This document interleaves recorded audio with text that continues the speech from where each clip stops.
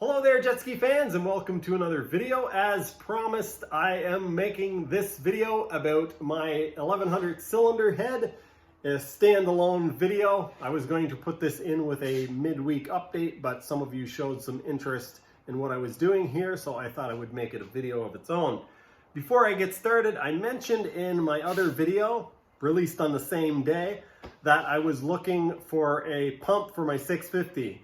I should be clear. What I was saying there, what I was trying to say there is that if anyone has a pump that they can sell me, I'm not necessarily looking for something for free. If you want to give me a pump, I'm not going to say no, but looking for a pump. I looked around on eBay and a lot of the stuff there, it's like working order and it's like they're in worse shape than mine is. So anyway, I want a new pump so that I can not worry about what's going to happen to my impeller if it explodes. So if anybody out there has an impeller, if anybody out there has a pump for a 650, or maybe I should just put a 750 pump in it. Yeah, and then I can still use my impeller, right? Anyway, you guys let me know what you think about that, what I should do. In the meantime, I would like to get, at the very least, I would like to get a good 650 pump housing so that I can, ride mine, test it, and not worry about the vanes blowing up and completely destroying my new impeller. Anyway, this is going to be a bit of a video. Let's get into it. I'm not sure if this footage will ever see the light of day, but now that the X2 is actually working, I'm thinking about doing some modifications. One of the first things that I will be doing is head work, or one of the things I may be doing is head work. And because I do have a couple of cylinder heads, I figure that I can play with this one. It has some marks in the squish band, and so if I ruin it, not the worst thing ever. So what I'm going to do right now is I'm mounting it up to the table. Before I actually mount it on the table, I'm going to see if this is even possible for me to do. I need to see if my mill will actually go far enough to resurface this. I'm guessing that it will sort of, but not really.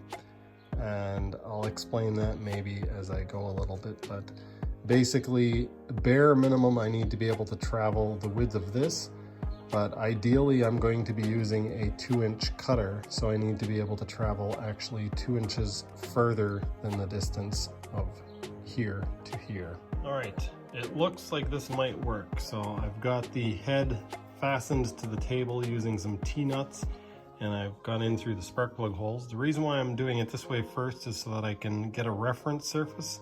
I'm cutting all of these surfaces to the exact same height from the table so that when I flip it over and resurface the other side, I will have a very level surface to start from. Make sense? I took 20 thousandths off of all of the bolt surfaces, or the bolt down surfaces, and that was enough to remove all the marks. So now I have a nice even surface around all of these. Now I'm going to remove the head from the table and flip it over and try to in some way mount it down so that I can then plane the surface off or cut the surface off. My mill cuts a little bit crooked, basically to exaggerate and show you guys. The head, instead of coming straight down, is cocked a little bit to one side, and that is amplified the larger the cutter you have. If you imagine, if my cutter is this wide and it's only off by 1/10 of a degree, this side, the longer it is, the farther down this is gonna cut. So yeah, anyway, the bigger the cutter I use, the more amplified that problem is. This is what I was talking about, my mill being just barely big enough. When I swing the cutter over this way, you can see it's still on the part. So even though the center of the cutter is past the part, I would still be cutting. And so I need to keep going quite far. And actually, I can't get all the way off the part. If I move the part over this way further, then when I come to this end, the same is true.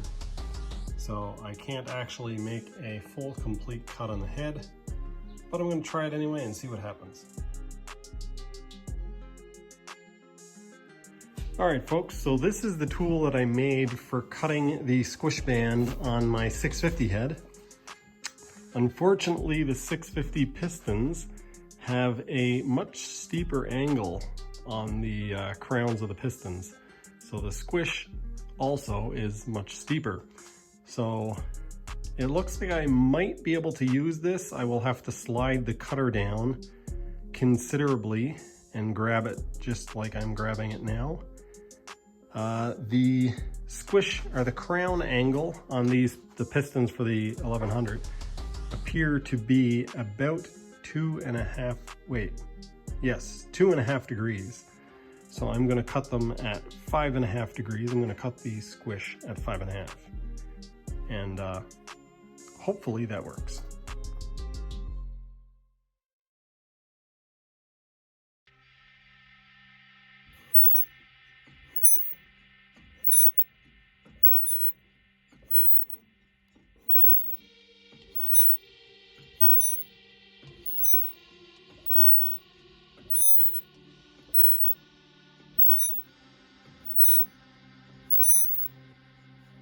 New squish angle cut to 6 degrees, 40 thousandths deep.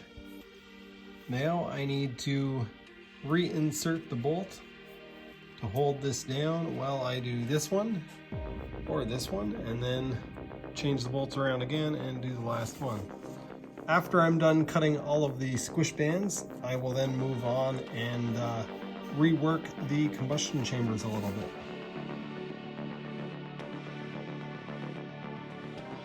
Now it might be hard for you guys to do, but if you just ignore all of the damaged areas, this is one of the reasons why it's a good idea to recut your squish. You can actually see that the cutter is touching all along this side, and then there is a huge gap over here.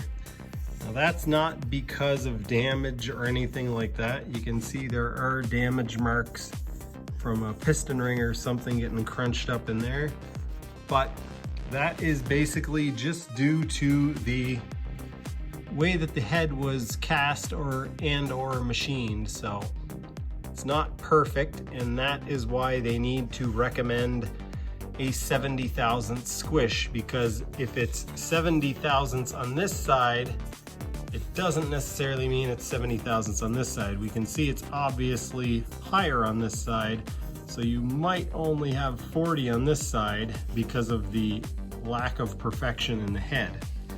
So if you have a perfect squish band all the way around, you can actually make the requirement of your squish band, the size of your squish band, more accurate. You can make it so that it's 40 if you know it's going to be 40 all the way around, or 45 all the way around, or 30 all the way around. I hate to beat a dead horse, but I don't think this can be overstated. I've now dialed in 10 thousandths, so I'm up to 10 thousandths on this dial, which means I've cut into the head, or the squish band surface, 10 thousandths, and you can still see places where the cutter is not touching at all. This pocket here that we can see is at least 10 thousandths deeper than this side.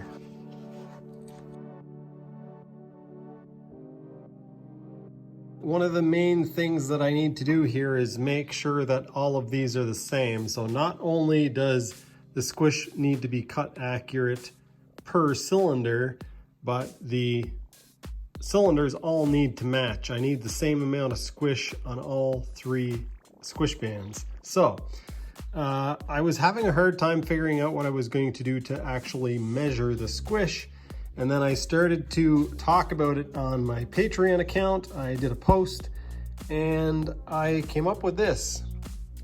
Ultimately, what needs to happen here, even if the head isn't perfectly flat, it needs to have the same distance from the mounting surface, from the gasket surface to the squish band.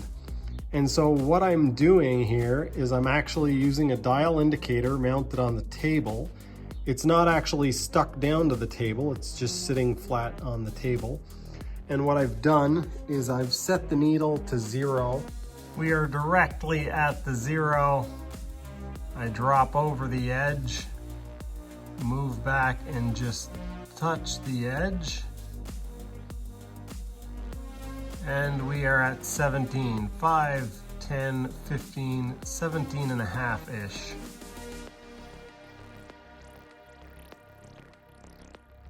Zero, 17. It is repeatable, so that is good.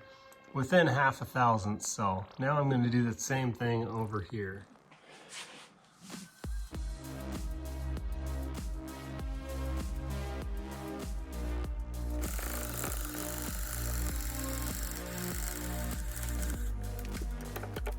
After scratching my head for a little while trying to figure out how I was going to figure out if the mill was centered on the squish band, I came up with this method.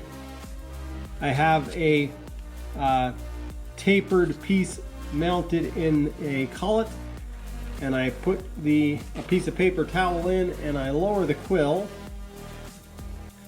give it a little bit of pressure, and it will cut the paper towel on the side that is too close. So here you can see it is cutting the paper towel kind of on this side and on this side. So I know that I need to move the head towards the camera so that it will cut more on the other side. So I will move it just a little bit.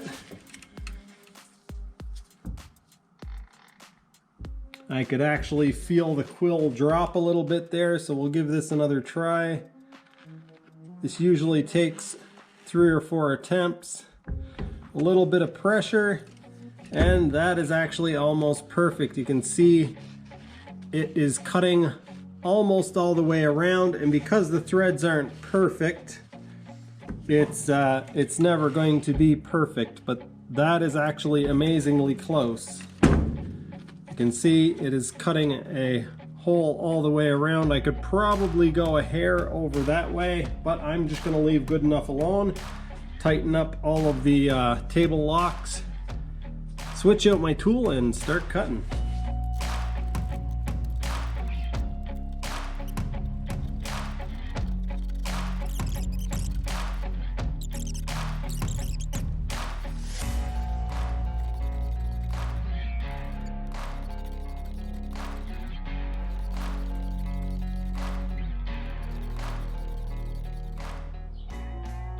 That is really, really close. Let's see, that is at the 0 right there. And that is 16 and a half. So I need to take another thou.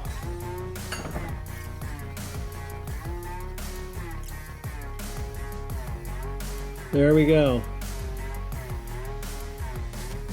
Perfect, perfect, perfect. You guys won't be able to see this, but it doesn't get any more perfect than that. All right. Sweet stuff. A quick update on my cylinder heads for the 1100. It seems as though I'm actually going to have a usable part. This was supposed to be a test piece, so that when I screwed this one up, I would know what to do for the next one. But I'm actually getting ready to polish this. The reason why I sound funny right now is because I have my 3M mask on. I'm getting ready to polish this. It's going to put some aluminum dust in the air, so I will come back and show you guys what this looks like once I've done a little bit of polishing. Drum roll, please. Just like everything else on my ski, it's not perfect, but it will be good enough. I'm quite pleased with the way these turned out. Not quite a mirror finish, and there is, I think, one little imperfection that I didn't want to cut out because it's fairly deep. Right there where a piece of piston ring must have got jammed in extra deep. I probably could have cut it out, but it would have been another millimeter or so. And I don't really know how much meat is in the heads, so don't want to go hogging off too much material. Anyway, these are done. I don't know when I'm actually going to fit them to the engine because, well, yeah, I just don't know. I should explain myself a little bit more than that, I suppose. What I mean is that I am going to have to take some time to actually fit this because unlike a normal cylinder head, I can't just bolt this on, torque it down, and go riding. I'm going to have to check the squish clearance on all of these because it's a tapered squish. I need to make sure to get all the way to the outside of the squish band, and I need to check it more than once to make sure that my reading isn't a false reading. So that's, yeah, that's quite a bit of work, substantial amount of work. I'll go over a little bit of what I did to this, and these numbers might change in the future. So if you're watching this video at some point, this isn't necessarily what you should do to your 1100 cylinder head. I may have to make some major changes to this. This is just a test head and it might actually work for me. So what I ended up doing is taking about 30 or 35 thousandths off of the gasket surface. So I mounted it to the mill, milled off about 35 thousandths.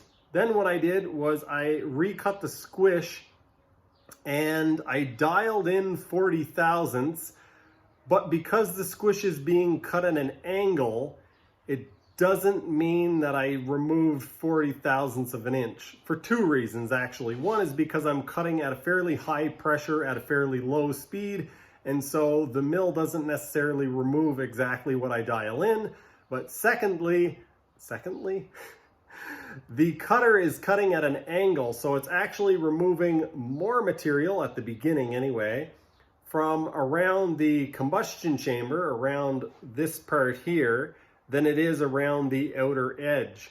So it didn't necessarily remove 40 thousandths around this edge, and that's why I only have a 17 thousandths step from the gasket surface to the edge of the squish band. So I'm going to need to fit this, I'm going to need to check that squish, and then I can go from there. I think I accidentally or flukily, I'm inventing words left and right here. I think I might be in the ballpark. I might have to remove the gasket or maybe double up on a gasket or something. I'm not exactly sure. I do know that I'm not going to recut the squish bands, so if there is not enough squish clearance, what I might do is add an extra base gasket. I don't really like the idea of doing that because it does change the port timing in a way that I don't want it to. I don't want to raise the power band up into the RPM. I want to keep it where it is, maybe even a little bit lower. I've been doing some reading on Group K. Group K has done a lot of research and testing. They've built a lot of these engines, and instead of just going off whims, when I built a 650 engine, it was a fun project for me. This is a fun project, but it was totally experimental, and I basically went out of my way to not do a lot of research into what other people were doing. I just wanted it to be, how fast can I make this go without basically taking information from a bunch of other people? Or how good can I make it work without doing that? In this case, for one, I don't want to wreck this engine. For two, I don't plan on making this an all-out top-end power machine. I'm not looking for max power. I want this to work really good and have a lot of bottom-end power without making it revvy, because they don't like to rev apparently. If you rev them too high, they damage crankshafts. I think a few of you actually told me that in a live stream. So anyway, I'm not going to try to get maximum power out of this thing. I just want it to work really good. I know some of you probably be disappointed about that. I am still going to be obsessive and do things like this, so you can look forward to that. But anyway, that is going to do it for this video. I hope you guys enjoyed. If you have questions, I hope I can answer. I am not a know-it-all. I basically, a lot of this information, I get it off of the internet. Some of it is to memory, but The last time I modified anything like this was my 650, and then before that it was like 25 or yeah, it was 20 years before that. So anyway, hope you guys enjoyed. Thanks for watching. I will see you next time.